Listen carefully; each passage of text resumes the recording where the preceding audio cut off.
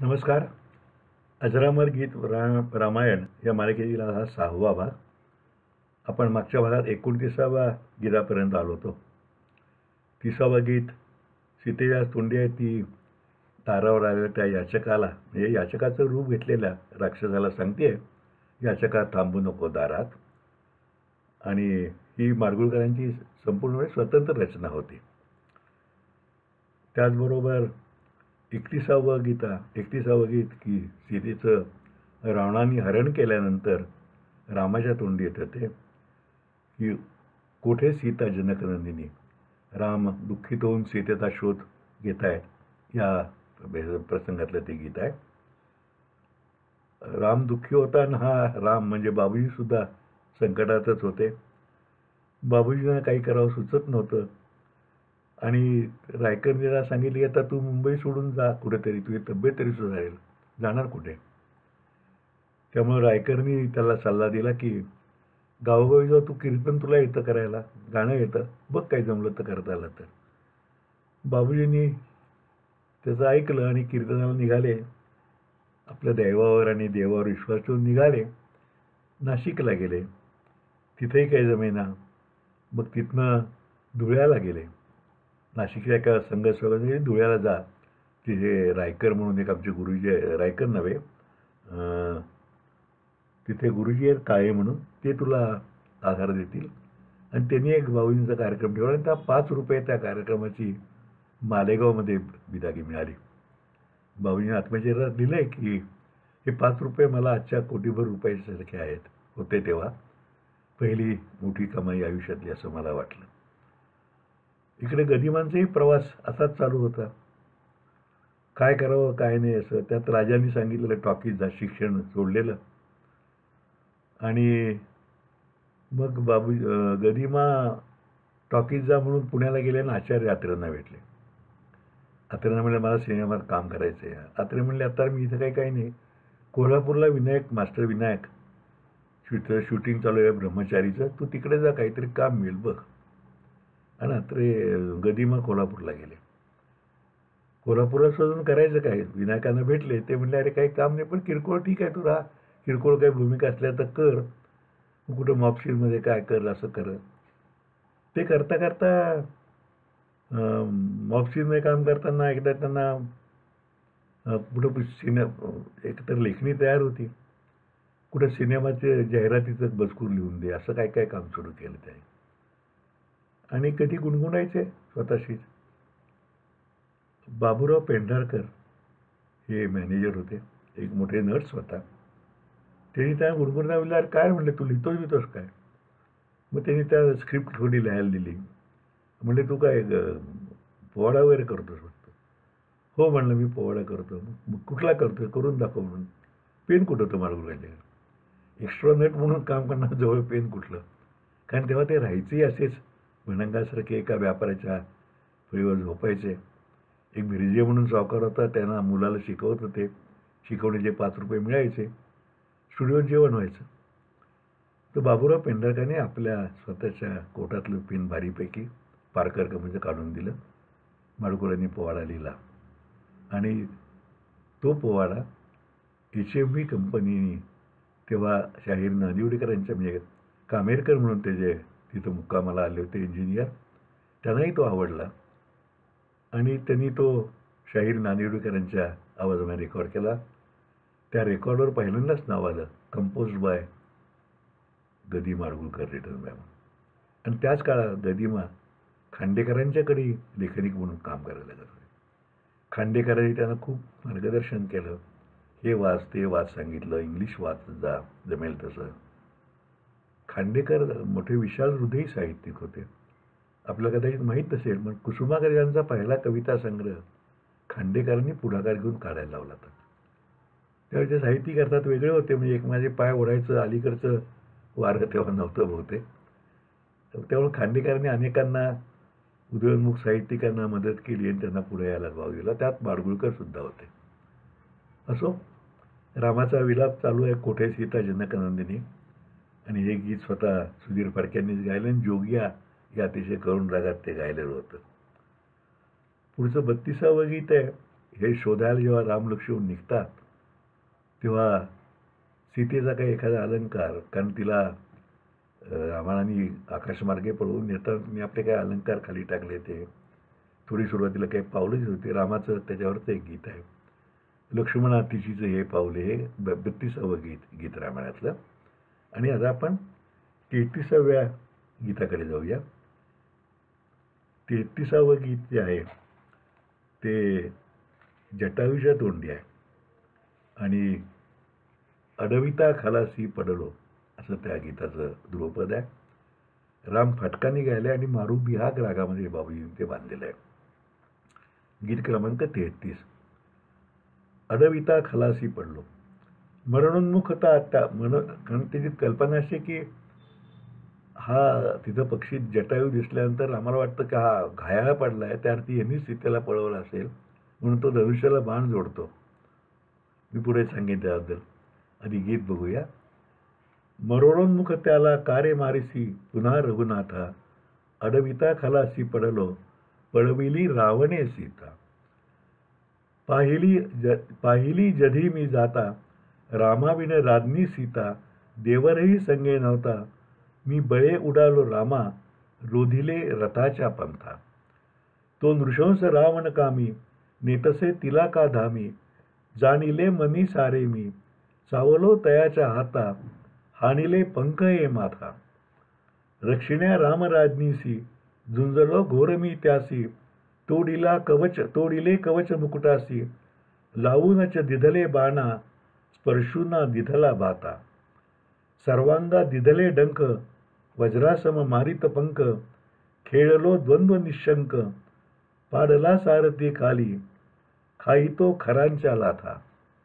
सारुनी दूर देवीस, मोडीला रथाचा आस, भंगिले उभय चक्रास, ठेचाळून गर्दभ पडले, दुसऱ्याच्या थटुनी प्रेता. लोळले छत्रही खाली, युद्धाची सीमा झाली. लोळले छत्रही खाली, युद्धाची सीमा झाली. मी शर्त राघवा केली, धावला उगारून खळगा, पौलस्ती चावीत दाता.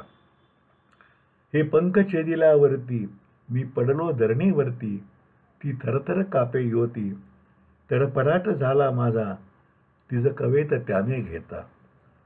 मम प्राणलोचनी उरला, मी तरी पाहिला त्याला, तो गगनपथाने गेला, लाडकी तुझी सम्राज्ञी, आक्रंदत होती जाता, अडविता खलासी पडलो पडविले रावणे सीता. सीतेची पदचिन्हे पाहून रामांना उचंबून आलं आणि तिचं कोणी हरण केलं असावं या शंकेनं ते व्याकुळ झाले. रामाची क्षात्रवृत्ती जागृत झाली आणि ते पुढे निघाले. वाटेत त्यांना रक्ताने माखलेल्या जखमी अवस्थेतील एका गरुड पक्षी जमिनीवर पडलेला दिसला. त्या गरुडरूपी राक्षसाने सीता भक्षण केली असेल अशी शंका त्यांना आली आणि रामाने शूरसंडक बाण त्याच्यावर रोखला. तेव्हा फेसासह रक्त ओकळला तो पक्षी जटायू श्रीरामांना म्हणाला. अशी प्रस्तावना त्या गीतामध्ये पुरुषोत्तम जोशी हे तेव्हाचे अतिशय गाजलेले निवेदक, सुंदर आवाज, स्पष्ट शब्दोच्चार, ते त्या सर्व गीतांचं निवेदन आकाशवाणीवरती करत असत. वाल्मिकी रामायणातील अरण्यकांडातील सर्ग 67-68 मधल्या श्लोकावर हे गीत आधारित आहे. मात्र हे रूपांतर करताना गरिबाई काही ठिकाणी संक्षेप केला, तर काही ठिकाणी स्वतःची अनुरूप भर घालताना त्याला मराठमोळा संस्कृतीची डूब दिली आहे. त्यामुळेच ठेचाळून गर्दभ पडले, दुसऱ्याच्या थटुनी प्रेता अशी राकट रचना झाली. ध्रुवपदातील पहिली ओळ, मरणोन्मुख त्याला कारे मारिसी पुन्हा रघुनाथा, ही सुद्धा गरिबांचा खास टच दाखवणारी आहे. जटायू काय म्हणतो, रघुनाथा, मृत्यूच्या दारात असलेला मला पुन्हा का मारतोस? त्या रावणाने सीतेला पळवून नेताना पाहून त्याला हरवण्याचा प्रयत्न करताच मी असा पडलो. जेव्हा मी तुम्ही किंवा लक्ष्मण यांच्याशिवाय एकट्या सीतेला जाताना पाहिले तेव्हा वेगाने उडत जाऊन मी त्या रथाला अडवले. तो दुष्ट कामी रावण सीतेचे हरण करून तिला आपल्या घरी नेताही मी ओळखले. त्याच्या हाताचे सावे घेतले, त्याच्या डोक्यावर पंखांनी ताडण केले, त्याचे चिलखत मुकुट तोडत त्याला भात्याला बाण लावण्याची फुरसत दिली नाही. रामपत्नी सीतेला वाचवण्याची त्याच्याशी घनघोर संघर्ष केला. वज्राप्रमाणे पंख मारीत त्याचे सर्वांग भेदले. सारथ्याला खाली पाडत निशंक मनाने रडलो. सीतेला बाजूला सरकवून त्याच्या रथाची दोन्ही चाके मोडली. रथाचे छत्रही धुळीत लोळवले. मी शर्त करून लढल्यावर रावण संतापून तलवार उपसून माझ्यावर धावून आला. माझे पंखच त्याने छाटल्यावर माझा प्रतिकार संपून मी धुळीत पडलो. थरथरत्या सीतामाईला त्याने बाहुबलाने उचलून घेतल्यावर रागाने माझा तडफडाट झाला. मृतप्राय झालो तरीही मी त्याला आकाशमार्गाने दक्षिण दिशेकडे जाताना पाहिले. श्रीरामा, तुझी लाडकी सम्राज्ञी तेव्हा आक्रोश करत होती. रावणानेच तिला पळवून नेले असावे. गहिमांच्या रचनेत कधी उणीव दिसत नाही. त्यामुळे जसा शुभ्र वस्त्रावर छोटासा अस्पष्ट डाग सुद्धा पटकन खटकतो, तशी यात लहानशी उणीव सुद्धा जाणवते. संपूर्ण गीतात सीतेचा उल्लेख राज्ञी, देवी, सम्राज्ञी असा आदरपूर्वक केलेला आहे आणि जटायू तोंडी हे गीत असल्याने ती योग्यच आहे. मात्र 7व्या कडव्यात तिचा युवती असा झालेला उल्लेख खटकणारा वाटतो. विवाहित स्त्रीला आणि त्यातही राजस्त्रीला युवती असे कोणी संबोधणार नाही. कदाचित गदिमा यमक जुळवताना किंवा गीत वेळेवर देण्याच्या गडबडीत हा उल्लेख राहून गेला असं मला वाटतंय. अर्थात त्यामुळे गीताला काही उरणेपणा येत नाही, गदिमांनाही काही कमीपणा येत नाही. पण सहज जाता जाता काही तुम्हाला वाटेल आपला शहाणपणा हा दाखवतोय, पण रसग्रहण करताना एखादी बारीकशी उणीव असली तरी दाखवली ती योग्य असते. या गीतासाठी मारू बिहाग या रागाची योजना बाबूजीने केली आहे. मूळ बिहाग रागाचंच मारू बिहाग हे कर्नाटक संगीताजवळ जाणारं थोडं वेगळं रूप. थोडा विरह, थोडी आर्तता आणि गांभीर्य असे मूळ बिहागाप्रमाणे याचंही भावदर्शन आहे. डॉक्टर प्रभा अत्रे यांनी गायलेली जागुमे सारी रैना ही ध्वनिमुद्रिका अवीट गोडीची अनेक घराघरात पोचली आणि हा रागही पोचला. प्रस्तुतच्या जटायूच्या मनातील मी खूप प्रयत्न केला, प्राणपणाला लावले, परंतु यश आले नाही, ही भावना यथार्थपणे व्यक्त करणारी स्वरयोजना बाबूजींनी या गीतासाठी केलेली आहे. गीत रामायणात यापूर्वी त्यांनी विश्वामित्र ऋषींच्या तोंडी असलेले ज्येष्ठ तुझा पुत्र मला देई दशरथा आणि मार ही ताटिका रामचारी दोन्ही गीते गायली होती. त्यानंतर आता हे जटायू तोंडी असलेले गीत आणि पुढे हनुमानच्या तोंडी 53वे गीत प्रभोमध्ये एकच वर द्यावा अशी एकूण 4च गाणी गायलेली आहेत. त्यांच्या आवाजाचा पोत पाहूनच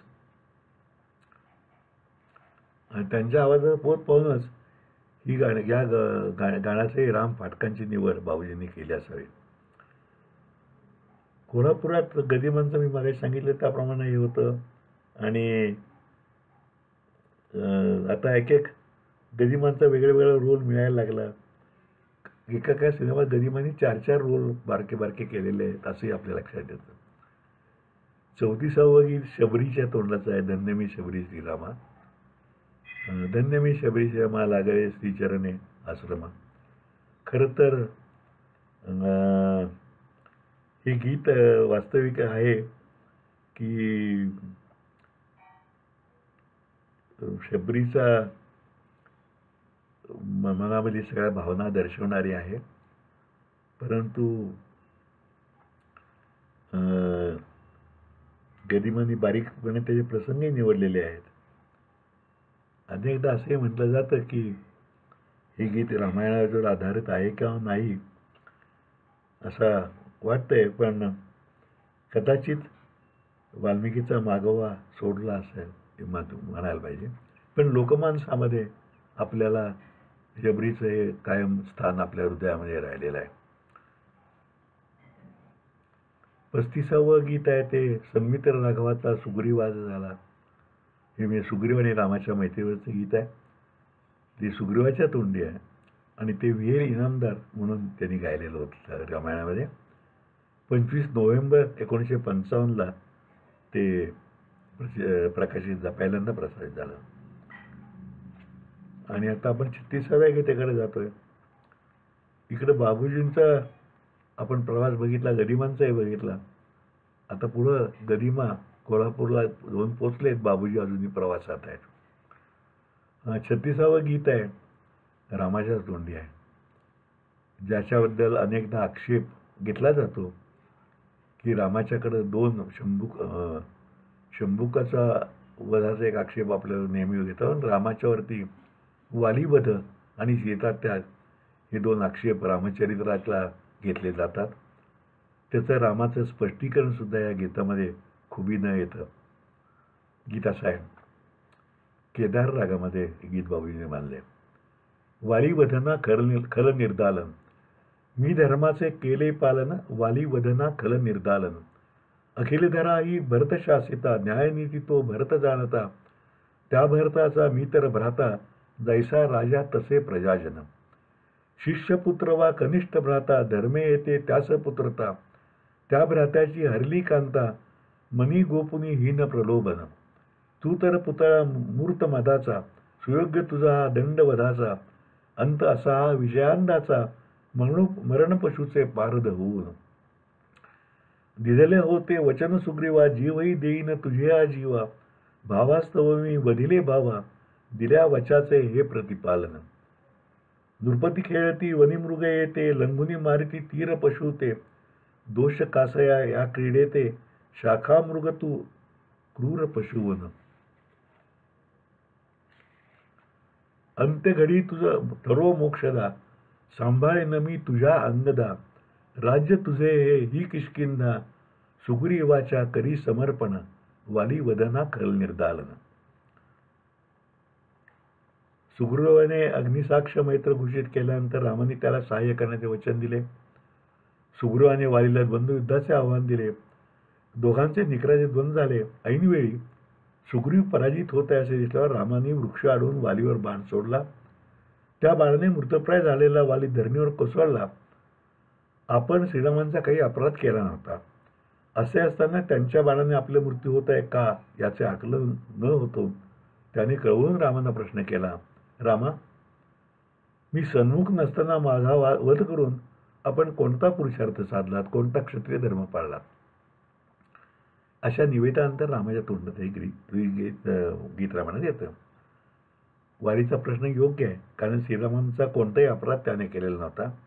शिवाय एखादा बेसावध असताना त्याचा वध करणे हे क्षात्र धर्माच्या विरुद्ध आहे. या प्रसंगाची योजना करताना मूळ रामायणात वाल्मिकींच्या मनातही या निमित्ताने क्षात्र धर्माचे विवेचन करण्याचा हेतू असा वाटते. कारण या वालीवधाचे रास्त स्पष्टीकरण त्यांनी श्रीरामाच्या संवादातून दिले असून असा वध केव्हा करावा आणि केव्हा शास्त्रानुरूप ही समर्थने ठरतो याचेही थोडक्यात विवेचन केलेलं आहे.